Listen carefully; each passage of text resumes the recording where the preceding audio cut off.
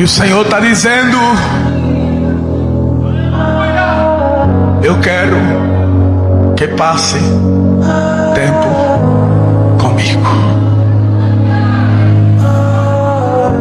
As orações de Elias eram curtas.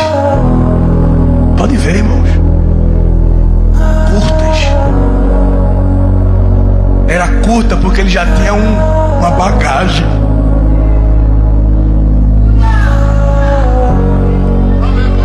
E quem tem intimidade não precisa falar muito não. Só diz assim: amigo, tô aqui. Aí ele vem. Aí o Espírito está junto a gente aqui hoje.